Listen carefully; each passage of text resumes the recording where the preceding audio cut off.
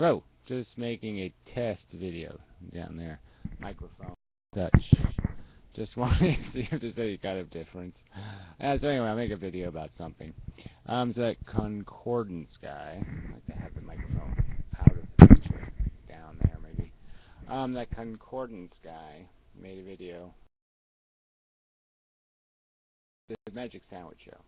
So 35 minutes into the third segment of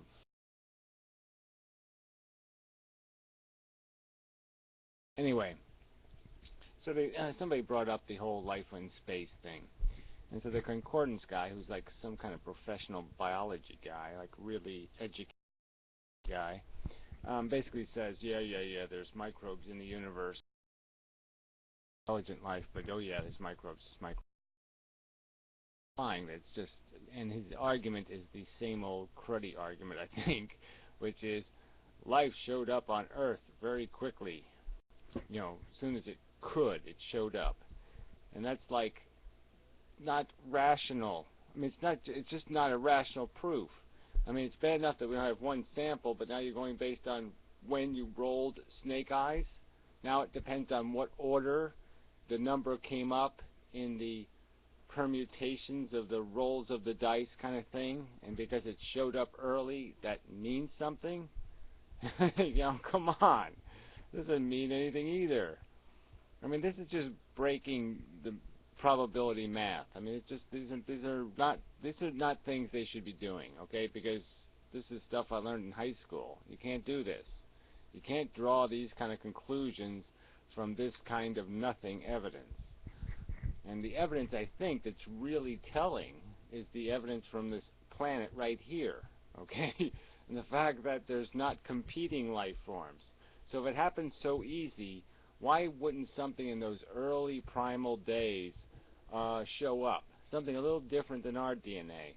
And they would end up in a symbiotic relationship, as most relationships end up. You know, parasitic at first, maybe they'd fight with each other. But it seems probable if life was easy, if it happens easily, that something else would have shown up before the life forms evolved to cover the entire planet, and before those first experiments really took hold, before they really had a grasp. And that some other DNA replicator, some other replicator, would have showed up if replicating was something that happens often or easily. And you could still argue that even with the changed biosphere, that everything has radically been changed by life on Earth. It's created the biosphere. It's created a new atmosphere, essentially. But even in this new world we've created, there's all kinds of different environments. There's volcanic vents. There's all kinds of environments.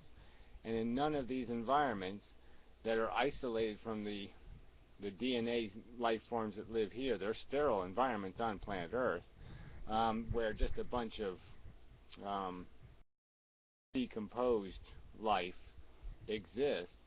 Why doesn't any of this stuff arise in any of those other energetic, energy-rich environments? And I think the answer is self-evident. When you add it up with the fact that we can't even make one of these things. We can't figure out how to combine a DNA molecule with the important thing that reads it. I mean, it's like inventing the record, right? The DNA molecule is the record, but if you don't have the record player, you don't have anything that matters. Without the player, you got nothing. And so this whole replicating thing is a lot more complicated than just having a piece of chemistry. And the whole idea, too, that the DNA molecule in its initial form was likely not even a blueprint. It was just a mechanical processor. It just said, let's make some things happen. And then eventually one of the things that happened was dividing the molecule into two pieces and creating a new cell that also divided the molecule into two pieces. And then it became a reservoir for information. Then it became the blueprint. Okay, but before that, it was just a mechanical, wasn't the same kind of blueprint. It was more of a, what's the way to put it? It was more of a processor. It was more of a doer than a recorder. It had more of a role in causing directly things to happen rather than having an environment where all the things that it made happen basically just had to do with recording events and forcing events in a sequence. But either way, it's just and the huge complexity that life is built out of. At any one stage, you miss one little thing doesn't happen, and there's no future of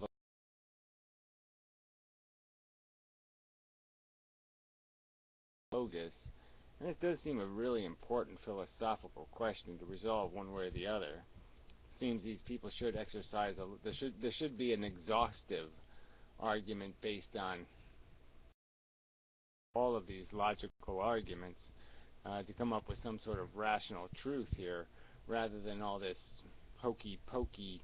Everybody just makes up their own bullshit based on something stupid. I think it's just stupid for big brainy scientists with PhD after their name and shit to be using nonsense arguments like philosophies are inherited and because life showed up early on planet Earth, it means it happens all the time. This isn't good enough, scientists. Really, I mean, I'm a high school graduate, and I know that isn't good. I know it's not good enough. That's a bad argument.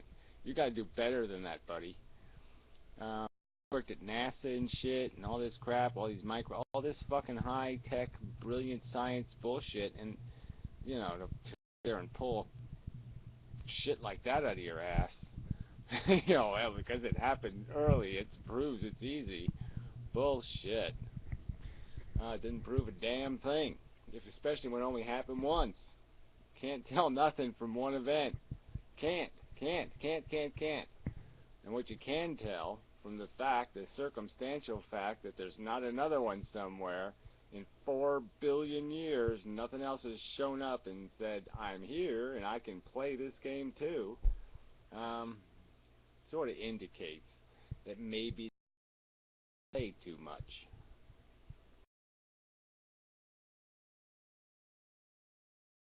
Probability. People just don't understand probability. There is no such thing. There's no such thing as probability. There's inevitability. And all we can do is try to understand the variability of imagined, could have been. But there really isn't such. There is no probability. There's no random. Something happening does have there is probability in the sense that the dice do dictate the inevitability, but there's no such thing as randomness that makes the dice rolls the way they come out. And what makes them come out the same variables are consistent. Okay, so it's only because we know that the variables that we don't know are consistent that we know these outcomes. And so here we have the argument is that we know the consistency here is that biological experiments were conducted billions and gazillions of times in this primordial sea, and if it was an arrangement of matter replicating, if this replicating thing would have happened easily, and a lot, and enough where it would have done the same thing living things on the planet do now. Living things on the planet right now, organism doesn't take over the whole planet, does it? Well, so far it hasn't. In 4 billion years, one organism hasn't taken. If the replicator showed up, it would probably find a way to survive in the environment that exists.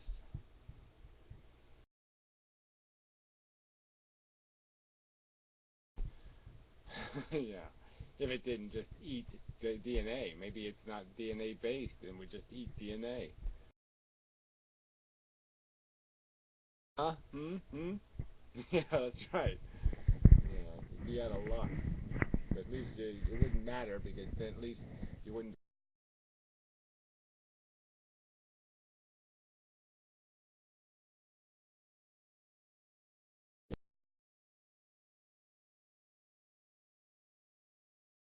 we can deduce that. Unlikely as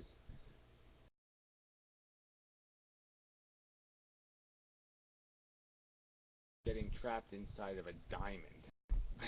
Yeah, what's the odds against that one?